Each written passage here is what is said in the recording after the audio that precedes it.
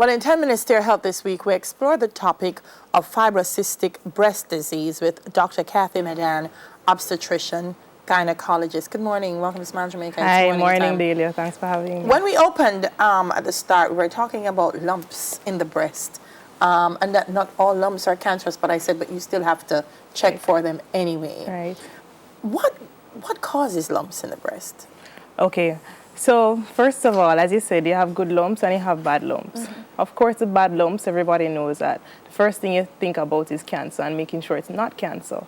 But you can have good lumps, and some of the good lumps, some of the most common good lumps are things related to, as the topic said, fibrocystic disease. Okay. Now, we tend not to like to call it a disease because a disease makes you feel like something's wrong with you. I was going to say that, the word disease can't be and your body isn't working properly. But fibrocystic breast really occurs because in some women, their breast responds differently to the normal hormones that govern or control your menstrual cycle. And so, particularly around the time of your period or during your menstruation, then the breasts become stimulated. The glands and the tissue surrounding it, the fat, and the parts that hold it in place. And they give it this general lumpy feeling. And at some points, it can feel a little tender, can feel swollen. And in some people, it's just this general lumpy feeling. Then you have other lumps that can form that are more common in the younger age groups. And this is sometimes referred to as a fibroadenoma, which is not cancerous either. However, it should be checked out. And these are some of the most common lumps. All right, so we're looking at the anatomy of the breast there on the screen.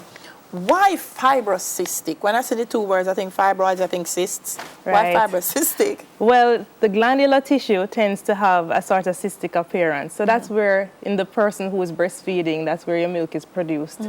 And so you have these little globules, for lack of a better way of saying it. And then there's a fibrous part that holds everything in place. So if you have an exaggerated response to the hormones, then you can get fibrous changes and you can get cystic changes. And that's where the word fibrocystic comes in. So as you can see in the picture, you have these rounded areas, which are what we would represent as cysts, which are little sacs that are filled with fluid. And that's the cystic part. And then the fibrous part is the surrounding part. Is it something that can be treated? Well, the truth is that most people don't have symptoms. Okay. If they do have symptoms, they're very mild and, they don't really think anything of it, but to check it out to make sure that it is indeed just fibrocystic disease.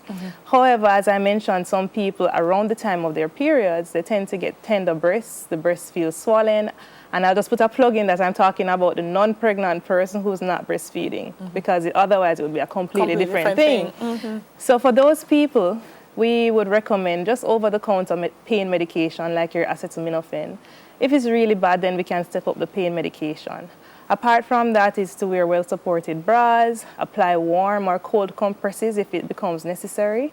And in most cases, patients are okay, women are okay with just that. Okay.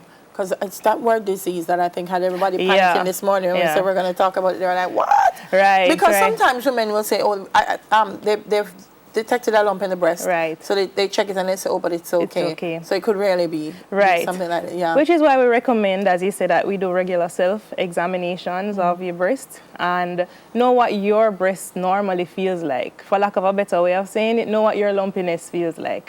And that helps you to determine what's new and what you need to go and get checked out for at any point in time. It's also good to have a good relationship with a physician so that they too know what your breasts normally feel like. We recommend a well woman visit because most women think that, hey, I'm okay and I don't have any symptoms. Right. And so they don't go to the doctor. But we recommend that from age 21, all women should have a well woman visit, which is an annual checkup with their regular physician or an OBGYN, just to make sure that they are indeed well and that they're doing all the different screening tests that they should be doing for their respective ages. Wow. Yeah, they need to go, they need to go. I know you're saying that sometimes the symptoms don't show. Right.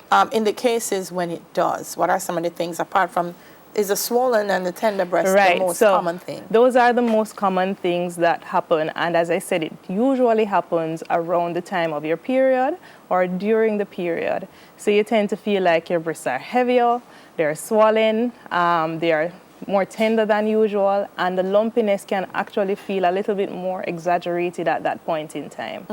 And that is the most common complaint that people have, apart from the fact that some people really freak out and say, hey, I found a lump, and they come in to be checked. How common is it, particularly here in Jamaica? Well, it's very common, to be honest, and it is more common in the reproductive age, naturally, because that's the time when you are having your period. So between age 30 to 50, over 50 to 60% of people actually have fibrocystic disease, but it varies in severity. So some people just have a mild lumpiness and some people really have lumpiness, right?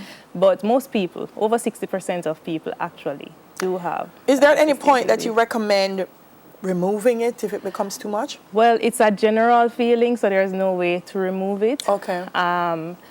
And there's no reason to because it's not cancerous. It's just a discomfort. It's just a discomfort. There's no direct link to cancer.